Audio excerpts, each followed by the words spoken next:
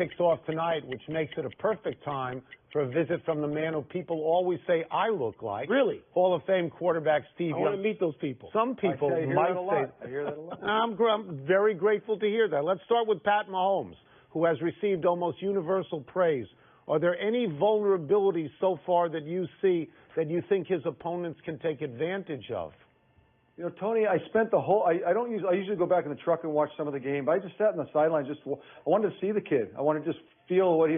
I ended the game and I said to myself, what I saw tonight, he can replicate for 15 years. Wow. He's got to grow. He's going to have to face adversity. There's going to be bumps in the road. He's going to run out of. He's not going to have as much talent around him at times. He won't get the protection here and there. But some guys I think have those tools that are, you see over a period of time. It's not just a flash. It's not, Dak Prescott had a first big year and then he couldn't, he's got to gain some momentum. I just felt like this kid has that it factor, that the force, in the Star Wars, like the force is with this kid. I got a feeling like. We'll stay with quarterbacks and go to Aaron Rodgers, a more established quarterback than Pat Mahomes.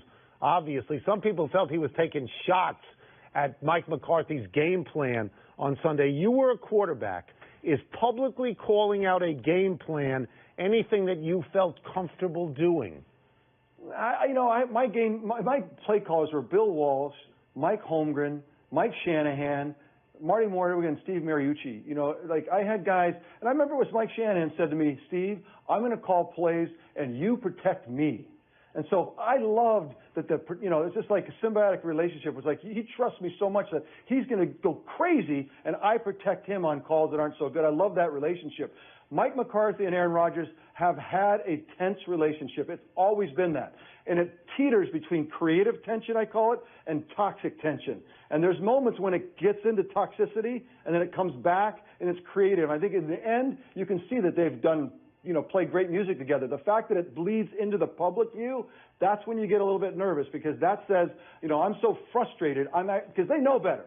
As a quarterback, if you're going to say it publicly, that is a sign that I'm raising a DEFCON 5, and I don't want to name that toxic creativity. That's when you have trouble, and that's when teams devolve when there's toxic tension. You got to watch that very closely. All right, I'm the one on this show who always has to insert defense into it at some point because Tony never would. Steve, you ever feel like flipping off the sideline, your own sideline, like Earl Thomas did? You ever feel that way? Yeah, Michael, everyone's frustrated. Everyone feels underpaid, no matter what it is. It's just everyone feels because they're giving your body, your soul, everything about it. You think that you built the team. Earl probably feels like I built the Seahawks. I know there's others, but I'm one of the Mount Rushmore of the Seahawks. I did this. You respect me, and when you don't respect me, it's just so personal. Nobody ever leaves the game happy or respected. And no one in the middle of there if they don't get the contract they want. Everyone probably feels that at times, but that's when you got to rise above it. He let it. It's like watching you're a Ferrari and you park the car and you come out in the morning and there's oil all over the place. It's like, yeah, you're a Ferrari, but you're leaking oil, bro. You can't. It's not going to help you in the long run. Teams don't want to see that. You've got to be bigger than it. I'm going to press my luck and stay with defense for one more question. Khalil Mack has been so great so far that the letters MVP have come up.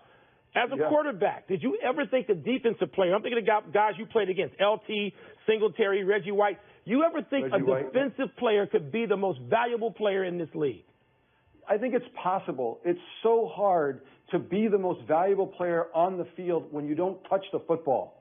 But if you're thought of in that way without touching the football, that is pure dominance. That's why you can only say 2 or 3 guys in last 3 generations of football kind of qualified. And if Khalil Mack can start, can he start that conversation? That tells you how dominant you need to be in that MVP conversation. I tip my cap to Khalil Mack as well. We'll get you out of here on this. Is there anything in particular you'll be looking for tonight when the Colts play the Patriots? Well, 2 things come to mind. First of all, I loved watching Andrew Luck throw the football. In college, I told you guys I had season tickets at Stanford. I'd go over, and it was beautiful. I mean, it was like a piece of art. I just sit there and stare. I'm like, how does he do that? It was amazing. And it's a beautiful thing. He's got a shoulder injury, and he's not throwing it the way he did. Is it 80%, 85? It's not 95, 100. I hope it gets there, and tonight what I'm going to watch for is, can he drive the football like he has in the past? Because, you know, you come off a shoulder surgery, I think it can get better. I want it to get better. It better get better, and I'm hopeful of that tonight. And the other thing is Tom Brady at 41, Michael, Tony, he needs to start showing it. You know, this pliability and green drinks and everything. It's like, at 41, you've got to be 41. I can't take it anymore. Show me a sign, Tom, that you're 41. I just want to see it. He's not 41. Thank you, He's Steve. not 41. Appreciate Thank you as always, Steve. Great pleasure for us. Thank you. Fun to be with you. Let's take one last break. Still to come, does Nick Saban have a legitimate beef with Alabama students? You know, the Vancouver Canucks smart to ban their players from Fortnite. Everyone is smart to ban anyone from Fortnite. You don't even know what this is about, do you? No, I don't. Your son's too old. I don't know. Steve knows what this is. We go back.